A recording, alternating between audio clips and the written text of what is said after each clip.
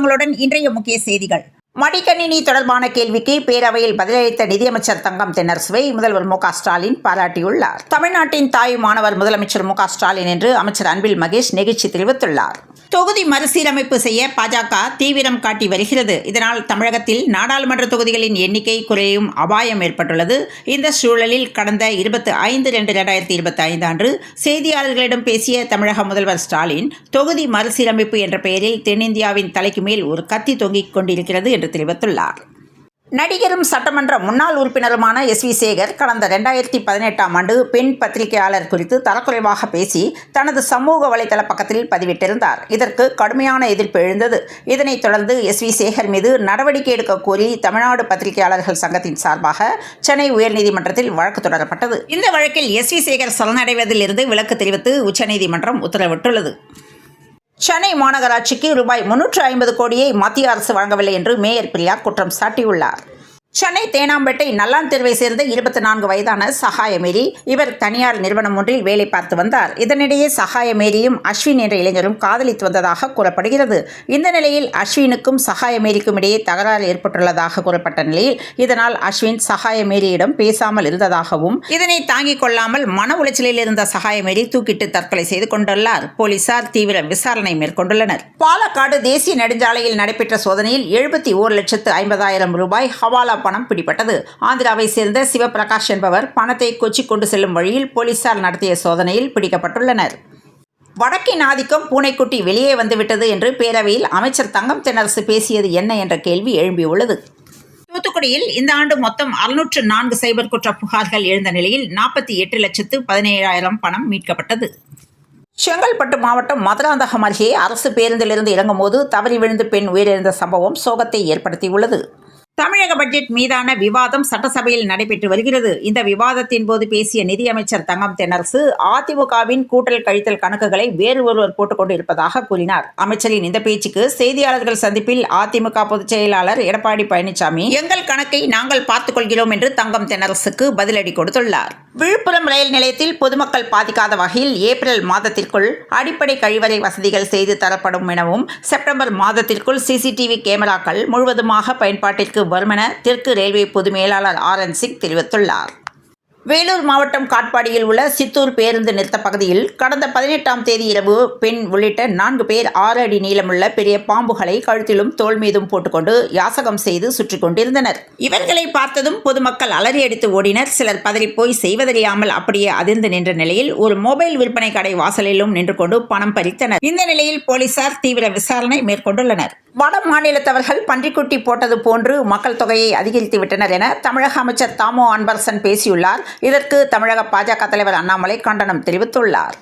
குஜராத் மீனவர்களுக்கு இருக்கும் பாதுகாப்பு தமிழக மீனவர்களுக்கு ஏன் இல்லை என நாம் தமிழர் கட்சியின் ஒருங்கிணைப்பாளர் சீமான் கேள்வி எழுப்பியுள்ளார். சேலம் மாவட்டம் வாழப்பாடி அருகே அகனூத்து மலை சுற்று வட்டார பகுதியில் 7 கிராம மலைவாழ் மக்கள் வசித்து வருகின்றனர். அகனூத்து மலை பகுதியில் வெள்ளை விநாயகர் கோயில், பெருமாள் கோயில் திருவிழா நடைபெற்றது. இதில் மலை கிராம மக்கள் கோவிலுக்கு நேர்ந்துவிட்ட 20க்கும் மேற்பட்ட காளை மாடுகளை அலங்கரித்து கோயிலை சுற்றி மேளதாளத்துடன் ஊர்வலமாக அழைத்து வந்தனர். திமுக எம்பி ஆர். ராசா மீதான வழக்கை ரத்து செய்து சென்னை உயர்நீதிமன்றம் உத்தரவிட்டுள்ளது. காரைக்குடியில் ரவுடி ஒருவர் ஓட விரட்டி கொலை செய்யப்பட்ட சம்பவம் பரபரப்பை ஏற்படுத்திய நிலையில் கொலையில் ஈடுபட்டவர்களை போலீசார் துரத்தி பிடித்துள்ளனர். சாதிவாரி கணக்கெடுப்பு கோரிய தாக்கல் செய்யப்பட்ட மனுவை மதுரை ஐகோர்ட் தள்ளுபடி செய்துள்ளது. ஷாலிமார் சென்னை சென்ட்ரல் செல்லும் வண்டி எண் 22825 எக்ஸ்பிரஸ் ரயிலில் ஒரு ஏசி 2 டயர் மற்றும் ஒரு ஏசி 3 டயர் பெட்டிகளுக்கு பதிலாக 2 முன்பதிவில்லா 2ஆம் வகுப்பு பெட்டிகள் சேர்க்கப்படும். இந்த மாற்றமானது ஏப்ரல் 15ஆம் தேதி முதல் அமலுக்கு வருகிறது. அதிமுக ஆட்சி காலத்தில் வழங்கப்பட்டு வந்த லேப்டாப் வழங்கும் திட்டம் 2019ஆம் ஆண்டுடன் நிறுத்தப்பட்டது. கொரோனா பரவல் காரணமாக அதிமுக ஆட்சி காலத்தில் மாணவர்களுக்கு லேப்டாப் அளிக்கப்படவில்லை. மேலும் பலர் இந்த திட்டம் மீண்டும் கொண்டுவரப்பட வேண்டும் என்ற கோரிக்கை வைக்கப்பட்டது. இந்நிலையில் 2025-26ஆம் நிதியாண்டுக்கான தமிழ்நாடு பட்ஜெட்டில் அடுத்த 2 ஆண்டுகளில் 20 லட்சம் கல்லூரி மாணவர்களுக்கு லேப்டாப் வழங்கப்படும் என்று நிதியமைச்சர் தங்கம் தென்னரசு அறிவித்துள்ளார். வியாழக்கிழமை மக்களவை நடவடிக்கைகள் தடைப்பட்ட போது சபாநாயகர் ஓம் பிர்லா அதற்கான காரணம் குறித்து தெளிவாக கூறினார். திமுக உறுப்பினர்கள் தொகுதி மறுவரையறைக்கு எதிரான வாசகங்கள் கொண்ட டி-ஷர்ட்களை அணிந்திருந்தனர். ஒடிசாவிலிருந்து பஸ்ஸில் கஞ்சா கடத்தி வந்த 3 நபர்களை திருவெரும்பூர் மதுவிலக்கு பிரிவு போலீசார் கைது செய்து சிறையில் அடைத்தனர். மேலும் இந்த கஞ்சா திருச்சியில் யாருக்காக கொண்டுவரப்பட்டது என்ற கோணத்தில் விசாரணையை தீவிரப்படுத்தியுள்ளனர். தமிழகத்தில் கொலை நடக்காத நாட்களே இல்லை எனும் அளவுக்கு சட்டம் ஒழுங்கு சீர்குலைந்துள்ளதாக பாமக தலைவர் அன்புமணி குற்றம் சாட்டியுள்ளார். இந்தியாவை முதலாளித்துவ நாடாக ஒன்றிய பாஜக அரசு மாற்றி வரும் வேளையில் உழைக்கும் மக்களின் வறுமை நிலை கூடிக்கொண்டே செல்கிறது. இதனை கண்டித்து தமிழ்நாடு காங்கிரஸ் கமிட்டி தலைவர் செல்வ பெருந்தகை அறிக்கை வெளியிட்டுள்ளார். கிரிக்கெட்டின் மிகச்சிறந்த சிந்தனையாளர் என்று அழைக்கப்படும் இந்திய சுழற்பந்து ஜாம்பவான் ரவிச்சந்திரன் அஸ்வின் கடந்த ஆண்டு டிசம்பர் மாதம் 18ஆம் தேதி சர்வதேச கிரிக்கெட்டிலிருந்து தனது ஓய்வை அறிவித்தார். இந்த நிலையில் அஸ்வின் வசிக்கும் சாலைக்கு அவரது பெயரை சூட்ட சென்னை மாநகராட்சி முடிவு செய்துள்ளது. திண்டுக்கல் மாவட்டம் நத்தம் மாரியம்மன் கோயில் மாசி திருவிழா மார்ச் மாதம் 3ஆம் தேதி கொடியேற்றத்துடன் தொடங்கியது. பூப்பல்லக்கில் அம்மன் ஊர்வலம் நடக்க விடிய விடிய பக்தர்கள் தரிசனம் செய்தனர். கடலூர் அருகே மலையடிக்குப்பம் கிராமத்திற்கு தடையை மீறி முந்திரி கன்றுகள் நடும் விழாவிற்கு சென்ற மார்க்சிஸ்ட் கம்யூனிஸ்ட் மாநில செயலாளர் சண்முகம் கைது செய்யப்பட்டுள்ளார். தெலுங்கு திரைப்படங்களில் பெண்களை இழிவுபடுத்தும் விதமாக ஆபாச பாடல், நடனம், வசனங்கள் வெளியிடப்பட்டால் சட்ட நடவடிக்கை எடுப்போம் என்று தெலுங்கானா மகளிர் ஆணையம் எச்சரிக்கை விடுத்துள்ளது. வாலிபர்கள் நலனை கருத்தில் கொண்டே ஆன்லைன் விளையாட்டுகளுக்கு நேர கட்டுப்பாடு கொண்டு வரப்பட்டதாக தமிழக அரசு விளக்கம் அளித்துள்ளது. திருச்சியில் ரூபாய் 290 கோடி மதிப்பீட்டில் அமையவுள்ள கலைஞர் நூலகம் மற்றும் அறிவுசார் மையத்திற்கு முதலமைச்சர் மு.க. ஸ்டாலின் இன்று காணொலி காட்சி மூலம் அடிக்கல் நாட்டினார். சென்னை மதுரவாயல் அன்னை இந்திரா காந்தி நகர் பகுதியைச் சேர்ந்தவர் கௌதம். இவர் அப்பகுதியில் மனைவி மற்றும் 9 மாத கைக்குழந்தையுடன் வசித்து வந்த நிலையில் சம்பவத்தன்று தனது வீட்டில் அவரது பைக்கிற்கு சார்ஜ் போட்டிருந்தார். அப்போது சற்றும் எதிர்பாராத விதமாக பைக் திடீரென தீப்பிடித்து எரிந்தது. இந்த சம்பவத்தில் குழந்தை பலியான நிலையில் 4 நாட்கள் கழித்து தந்தையும் உயிரிழந்துள்ள சோகம் அப்பகுதியில் பெரும் சோகத்தை ஏற்படுத்தியுள்ளது. நீலகிரி மாவட்டம் ஊட்டி அருகில் உள்ள எமரால்டு பகுதியைச் சேர்ந்தவர் சிவனையா என்கிற குமார் சுமார் 50 வயது மதிக்கத்தக்க விவசாய கூலி தொழிலாளி. இவர் போலீஸ் அடித்து மிரட்டியதால் விஷம் குடித்தேன் என்று கூலி தொழிலாளியின் மரண வாக்குமூல பின்னணி என்ன என்ற கேள்வி எழும்பியுள்ளது. வேலூரில் செயல்பட்டு வரும் தனியார் கல்லூரி ஒன்றில் அன்பழகன் என்பவர் துணை முதல்வராகவும் பொருளாதாரத்துறை தலைவராகவும் பணியாற்றி வருகிறார். இவர் அதே கல்லூரியில் பணியாற்றும் பெண் கௌரவ விரிவுரையாளர் ஒருவருக்கு பாலியல் தொல்லை கொடுத்ததாக கூறப்படுகிறது. இதனைத் தொடர்ந்து பெண் கௌரவ விரிவுரையாளர் வேலூர் மாவட்ட காவல் கண்காணிப்பாளர் அலுவலகத்தில் எஸ்பி மதிவாணனிடம் புகார் அளித்துள்ளார். இதனைத் தொடர்ந்து பாலியல் தொல்லை கொடுத்த கல்லூரி துணை முதல்வர் மீது நடவடிக்கை எடுக்க கோரி மாணவர்கள் போராட்டம் நடத்தினர். தமிழக முதல்வரின் வெளிநாட்டு பயண செலவுகளுக்கு ரூபாய் 7 கோடியே 12 லட்சம் செலவிடப்பட்டுள்ளதாக RTI மூலம் தெரிய வந்துள்ளது. இதில் துபாய் பயண செலவு குறித்த விவரங்கள் தெரிவிக்காததால் சந்தேகம் எழுந்துள்ளது என்ற தகவல் வெளியானது. MLAக்களை பொறாமைப்படும் அளவிற்கு தரமான மடிக்கணினி வழங்கப்படும் என்று அமைச்சர் தங்கம் தென்னரசு தெரிவித்துள்ளார்.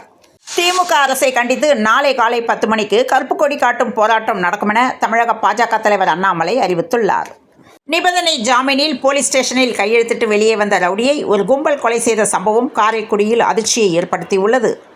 உலக தண்ணீர் நாள் மார்ச் 22ஆம் நாளான நாளை கடைபிடிக்கப்பட உள்ள நிலையில் உச்சநீதிமன்ற ஆணைப்படி தமிழக சதுப்பு நிலங்களை அறிவிக்கை செய்ய வேண்டும் என பாமக நிறுவனர் ராமதாஸ் வலியுறுத்தியுள்ளார்.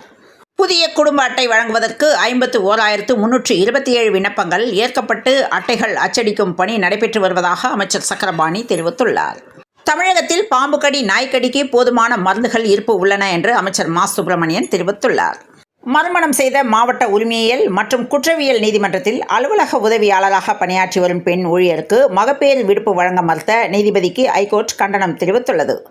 தமிழக விவசாய சங்க தலைவர் PR பாண்டியன் பஞ்சாபில் கைது செய்யப்பட்ட நிலையில் தமிழகத்தில் விவசாயிகள் ஆர்ப்பாட்டம் நடத்தினர்.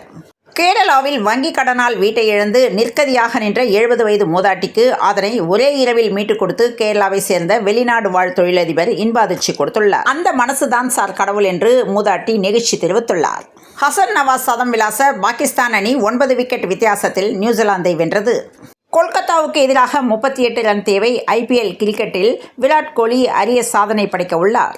4 தலைமைகளுடன் களமிறங்கும் மும்பை அணி பல கேப்டன்கள் பலமா, ஹர்திக் பாண்டியாவுக்கு சிக்கலா என்ற கேள்வி எழும்பியுள்ளது. சேப்பாக்கத்தில் ரசிகர்களுக்கு ரோஹித் சர்மா ஆட்டோகிராஃப் போட்டு கொடுத்துள்ளார்.